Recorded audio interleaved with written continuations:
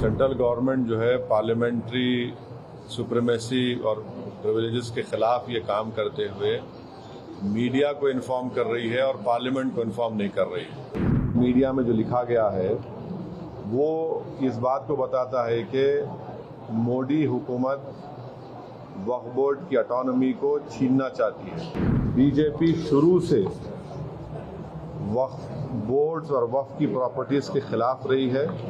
RSS का agenda है कि वो शुरू से वक्फ प्रॉपर्टीज़ को और वक्फ बोर्ड को ख़त्म करने की कोशिशें करती रही हैं। ये अमेंडमेंट्स आने का मकसद एक ही है कि एक तो वक्फ प्रॉपर्टीज़ को छीन लिया जाए, दूसरा फ्रीडम ऑफ रिलीजन के खिलाफ काम कर रहे हैं। हम अपोज करते हैं इसको।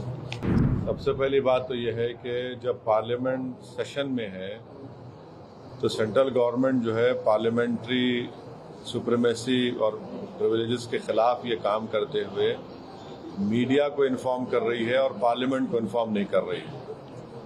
पार्लियामेंट जब चल रहा है तो सरकार का काम है कि इमीडिएटली आप पार्लियामेंट को इन्फॉर्म करते, बजाय इसके कि आपने मीडिया को लीक किया।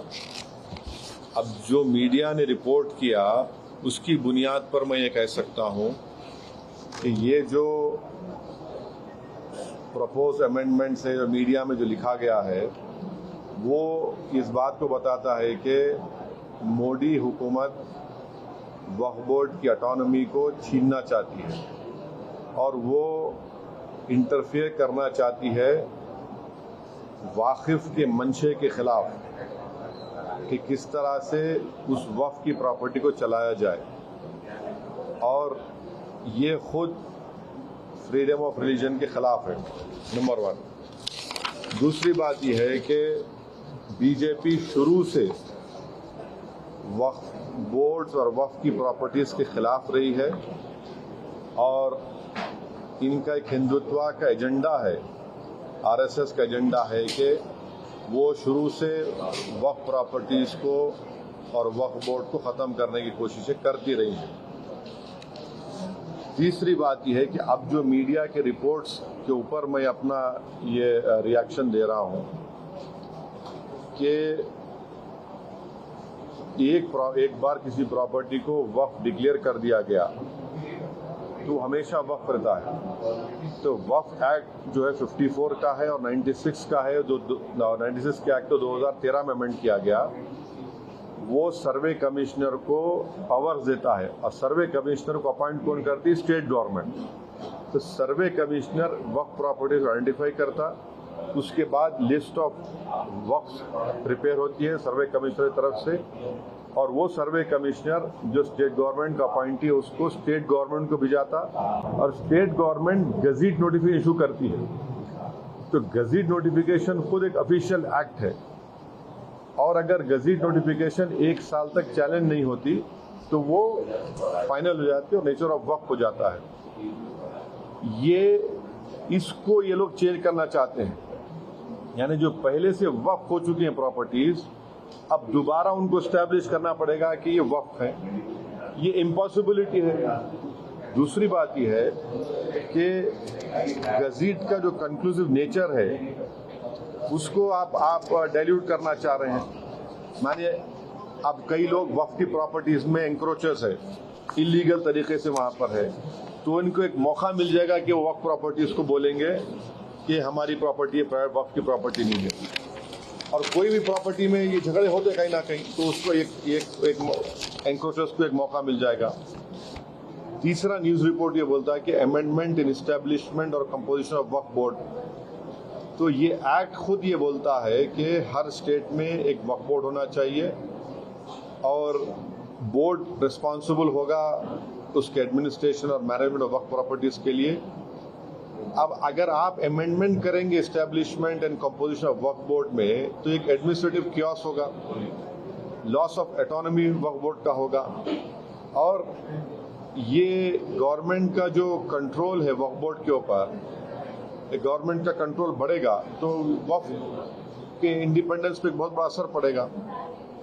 चौथी बात उसमें यह है कि वक्फ ट्रिब्यूनल्स है। अब ये जो मीडिया रिपोर्ट ये बोल रहा है कि गवर्नमेंट इन ट्राइब्यूनल्स को डाइल्यूट करना चाहती है। अब ये ट्राइब्यूनल्स के पावर्स को डाइल्यूट कर देंगे तो फिर ये केसेस का क्या होगा, इनएफेक्टिव इन्फोर्समेंट होगा। पांचवी बात जो मीडिया रिपोर्ट्स के ऊपर मैं बोल रहा हूं आपको, इसमें लिखा गया कि अगर कोई डिस्प्यूटेड प्रॉपर्टी है तो डिस्प्यूटेड प्रॉपर्टी का ये लोग बोलेंगे नहीं प्रॉपर्टी डिस्प्यूटेड है, इसका सर्वे हम कराएंगे। अगर कोई प्रॉपर्टी डिस्प्यूट है तो उसका फैसला जुडिशरी करती। यहां पर मोदी हुकूमत डिस्प्यूट क्रिएट करेगी, उसका सर्वे कराएंगे। अब सर्वे एग्जीक्यूटिव कराएगा या सीएम कराएगा या बीजेपी कराएगी। अब जाहिर नतीजा क्या निकलेगा आपको मालूम है। तो ये भी एक तरीका है उस डिस्प्यूटेड प्रॉपर्टीज को डिस्प्यूट बनाना, पहले फिर सर्वे कराना उसका, और सर्वे में रिपोर्ट लिख देना कि नहीं ये वक्त नहीं है। ऐसे कई मस्जिद दरगाहें हैं हमारे भारत में जहां पर बीजेपी आरएसएस ये क्लेम करती है कि वो दरगाह और मस्जिद नहीं है। तो जो पावर जुडिशरी का है वो एग्जीक्यूटिव छीनना चाह रहा है उसको। और एक बात जो मीडिया रिपोर्ट्स के मालूम ये हो रही है कि अब कोई कब्जा करके इंक्रोचर है तो वक्फ बोर्ड को पावर है, उसके पावर्स को अगर आप छीन लेंगे तो फिर पूरा ये तो लॉस होगा वक्फ प्रॉपर्टीज का। अच्छा, उसमें एक और मीडिया रिपोर्ट में बात आई है, amendment to the process of Waqf board.